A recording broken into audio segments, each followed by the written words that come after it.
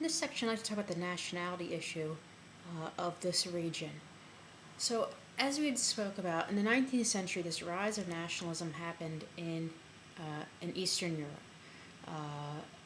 And in the northeast section, we were talking about, for example, there's this mix of Poles and Ukrainians and Belarusians and Jews and Germans and Lithuanians. Well, it's much more complicated in the Habsburgian Empire. So, we have in the empire itself, and let's talk about, say, mid-19th century empire, 19th century, 1850s Austria-Hungary. In the Austrian regions, and there were 17 small provinces of the Austrian region, and this was known as Cisleithania.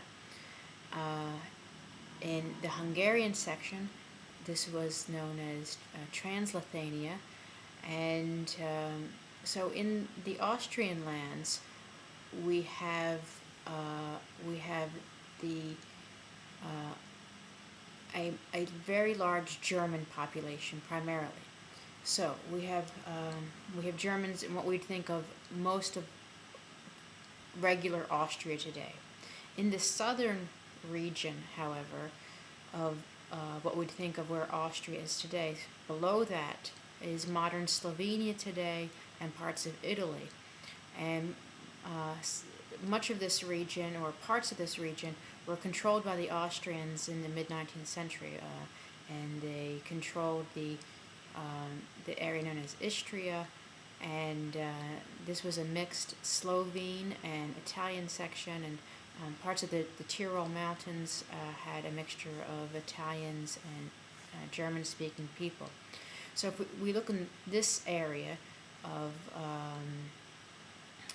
what we consider Austria, Italy, and Slovenia today, we have three different major languages. We have German being spoken, we have Slovenian, which is a Slavic language, and we have Italian.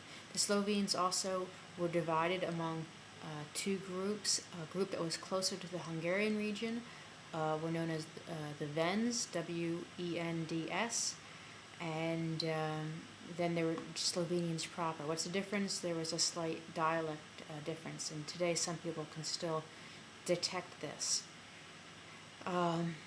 Where else were the Germans? Well, the Germans, just like in northeastern Europe, were scattered throughout the region. And same in the Austro-Hungarian Empire, Germans, who made up about half of the population of the empire, were scattered.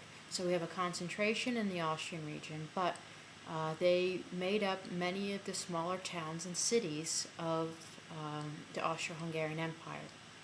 And and this march to the east, as what it was known as, had been going on really since the 13th century. Hungarian kings had invited Germans to head towards the Transylvanian region, which was once a Magyar or Hungarian-controlled area, and to repopulate after the devastating losses of the Mongol invasion. There's also what are called Danubian Swabs, S-W-A-B, Swab. These Swabians were also Germans who came in the 18th century, looking to farmland in the Danube valleys. But generally, there was the Germans controlled towns and cities along with Jews, and the Jewish population of Austro-Hungary at this time period were generally German speakers, not so much Yiddish speakers as you would see in the Hasidic regions of the northeast. It depended where you were, really. But many of the townspeople, German was the language of choice. Budapest itself, which is the capital of Hungary today, was once a German-speaking city at this time period. Who else is in the empire? Well, north of Austria today is Czech Republic, and we have Czech speakers, which is this is all part of this Western Slavic group of speakers, and also with a mixed German population. It was a very the town of Budweis, which Budweiser, the beer, comes from. Budweis in the Czech Republic had Germans and Czechs, and people that call themselves, again, this local idea, actually called them Budweisers, people from Budweis, and they considered something different even from Germans and Czechs. To the east of the Czechs were a group known as the Moravians originally, and these kind of assimilated into a general Czech population today. So the Czech Republic today was really based on two regions, Bohemia and Moravia, Bohemia to the west, Moravia to the east.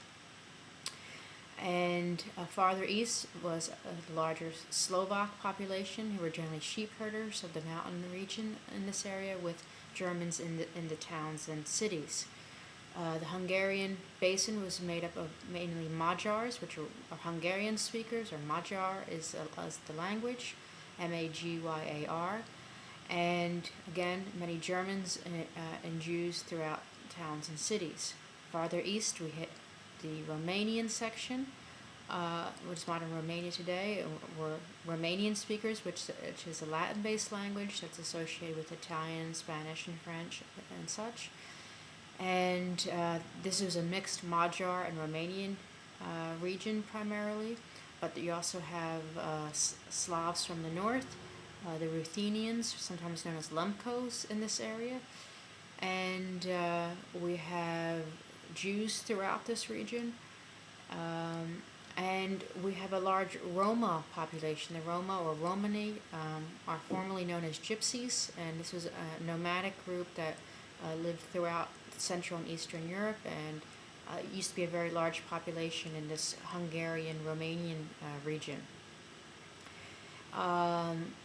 Alongside these other nationalities were Serbs in the south part of the Austrian-Hungarian Empire, in this area known as Vojvodina, which is a region of southern Hungary today in northern Serbia.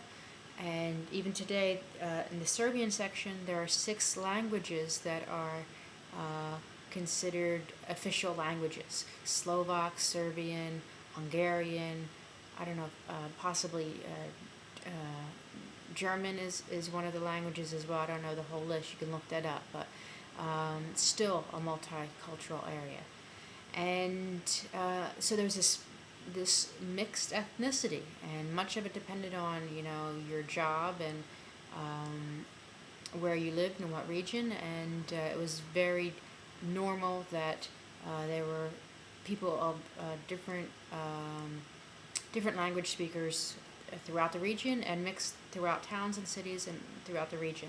We can't point to a certain area and say this is exactly where the Slovaks live, because with the Slovaks were Magyars and Germans. And we can't say where the Romanians especially lived, because you have the Magyars and the Jews and the Germans and Ruthenians and maybe even Serbians. Again, World War II is going to change some of this, and World War I is going to try to first attempt it with borders, but internally these were mixed populations, mixed nationalities. And while you're doing your reading to this area, we have to keep this in mind. You have this area of this truly multicultural area where everyone is claiming historic grounds as to why they should be in control of certain regions, and this is going to lead to tension within the Austro-Hungarian Empire, first with the Hungarians, which we'll talk about in the future, and then later with the other nationalities. And because of this, again, this rise of nationalism is going to try to create a hierarchy of who is in control of these particular regions, and who should be there and who should be kicked out. And that's a general description of the nationality issue.